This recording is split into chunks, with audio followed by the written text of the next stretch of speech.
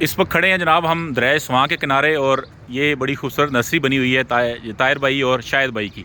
क्या हाल है शाहिद भाई, ठीक हो? शुक्र अल्हम्दुलिल्लाह। अच्छा, ये नर्सरी कितने अरसे तू माशाल्लाह बूटे शूटे ला के बैठे होते तकरीबन? सर ये 8 साल हो गए। 8 साल हो गए ने माशाल्लाह। तो इतने तुसी स्वां के किनारे बड़े तो इतने बाग शाग भी लाया सी थले? बाग शाग नीचे लगाया। आओ दिखाओ जरा कितने बाग लाया सी। ए सामने जनाब जगह है जी कि दरिया स्वां जा रहा है और दरिया स्वां का पुल है। अच्छा, ए बांस भी लगा है नाल माशाल्लाह हैं जी। ठीक है। अभी भी एक लेमन का पौधा खड़ा है जो हमने जिसमें बाग लगाया। अच्छा, वेरी गुड वेरी गुड। एक पौधा बच्चा हुआ खड़ा है इसका माशाल्लाह। लेमन का भी खड़ा है, कासा नेडोसिया खड़ा है। ओके जनाब, रबड़ प्लांट ओके जनाब आ गया फिर। है। ऐसे का तुसी बाग लाया सी ना माशाल्लाह और 4 सवेरे सर बाग लाया सी जी।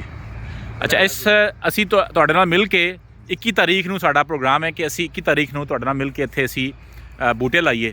ਤੁਸੀਂ ਸਾਡਾ ਸਾਥ ਦਿਓਗੇ ਸਾਡੇ ਨਾਲ? ਇਨਸ਼ਾਅੱਲਾ ਦੇਾਂਗੇ ਸਾਥ। ਤੇ ਤੁਸੀਂ ਇਹ ਵੀ ਕਿਹਾ ਕਿ ਤੁਸੀਂ ਪੌਦੇ ਵੀ ਡੋਨੇਟ ਕਰੋਗੇ। ਜੀ ਜੀ ਇਨਸ਼ਾਅੱਲਾ। ਤੇ ਦਰਿਆ ਸਵਾਂ ਦੇ ਬਾਰੇ ਚ ਤੁਸੀਂ ਇਹ ਦੱਸੋ ਕਿ ਇਹ ਹੁਣ ਤੁਸੀਂ ਦੇਖਦੇ ਹੋ, ਤੁਸੀਂ ਕੰਢੇ ਤੇ ਬੈਠੇ ਹੋ ਜੀ ਜੀ ਕਿ ਪਿੱਛੇ ਵਾਲਾ ਇਲਾਕਾ ਤੇ ਅੱਗੇ ਜਿਹੜਾ ਦਰਿਆ ਸਵਾਂ ਨਾਲਾ ਲਈ ਸ਼ਾਮਲ ਹੁੰਦਾ ਹੈ ਤੇ ਉਹਦੇ ਚ ਕਿੰਨੀ ਗੰਦਗੀ ਹੁੰਦੀ ਹੈ, ਤੇ ਅਸੀਂ ਅਗਰ ਬੂਟੇ ਲਾਈਏ ਦਰਿਆ ਸਵਾਂ ਦੇ ਕਿਨਾਰੇ ਤੇ ਕਿੰਨਾ ਕੁ ਫਾਇਦਾ ਹੋਏਗਾ? सर बहुत फ़ायदा होगा, ऑक्सीजन अच्छी मिलेगी, साफ़ सुथरा इलाका होएगा, गंदगी खत्म हो जाएगी सर। ਹੁਣ ਮੈਂ ਤੁਹਾਡੀ ਇੱਥੇ ਨਰਸਰੀ ਤੇ ਖੜਾ ਸਾਂ ਤੇ ਜਦੋਂ ਮੈਂ ਉਧਰ ਸਾਈਡ ਤੇ ਗਿਆ ਤੇ ਉੱਥੇ ਬਦਬੂ ਜ਼ਿਆਦਾ ਆਉਂਦੀ ਹੈ। ਨਰਸਰੀ 'ਚ ਪੌਦੇ ਜਿਹੜੇ ਨੇ ਨਾ ਉਹ ਫਿਲਟਰ ਕਰਕੇ ਤੇ ਆਕਸੀਜਨ ਜ਼ਿਆਦਾ ਦਿੰਦੇ ਨੇ ਤੇ ਤੁਹਾਡੀ ਇੱਥੇ ਬੜਾ ਹੀ ਖੂਬਸੂਰਤ ਮਾਹੌਲ ਹੈ।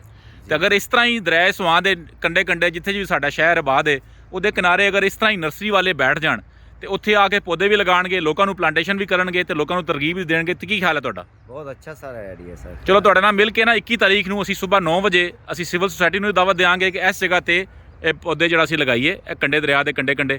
ਤੇ ਤਕਰੀਬਨ ਤੁਸੀਂ 2008 ਤੋਂ ਕਹਿ ਰਹੇ ਸੋ ਕਿ ਇੱਥੇ ਮੌਜੂਦ ਹੋ ਤੇ 2008 ਤੋਂ ਲੈ ਕੇ ਤੇ ਕੋਈ ਖਾਸ ਪਾਣੀ ਦੇ ਉੱਤੇ ਚੜਿਆ ਨਹੀਂ ਇੱਥੇ ਨਾ? नहीं सर नहीं सर। ਠੀਕ ਹੈ। ਤੇ ਇਹ ਤੁਹਾਡਾ ਸੇਫ ਇਲਾਕਾ ਹੈ ਜਿੱਥੇ ਕਿ ਅਸੀਂ ਬੂਟੇ ਲਗਾ ਰਹੇ ਹਾਂ, ਤੇ ਬੂਟੇ ਵੀ ਅਸੀਂ ਉਹ ਲਾਵਾਂਗੇ ਜਿਹੜੇ ਕਿ ਸਾਡੇ ਲੋਕਲ ਬੂਟੇ ਨੇ, ਜਿਹੜੇ ਕਿ ਜਿਸ ਤਰ੍ਹਾਂ ਬੇਰੀ ਹੋ ਗਈ, ਪਿੱਪਲ ਹੋ ਗਿਆ, ਬੋੜ ਹੋ ਗਿਆ, ਫਿਰ ਇਸ ਤਰ੍ਹਾਂ ਤੁਹਾਡਾ ਹਾਂ ਇਸ ਤਰ੍ਹਾਂ ਦੇ ਬੂਟੇ ਅਸੀਂ ਦਰੇਕ ਸ਼ਰੇਕ ਲਾ ਕੇ ਤਾਂ ਕਿ ਅਸੀਂ ਇਸ ਜਗ੍ਹਾ ਨੂੰ ਖੂਬਸੂਰਤ ਕਰੀਏ, ਤਾਂ ਕਿ ਜਿਹੜਾ ਕਚਰਾ ਵਚਰਾ ਪਿਆ ਕੰਕਰੀਟ ਪਈ ਹੈ ਇਸ ਨੂੰ ਅਸੀਂ ਸ਼ਹਿਰ ਨੂੰ ਸਾਫ਼ ਕਰੀਏ।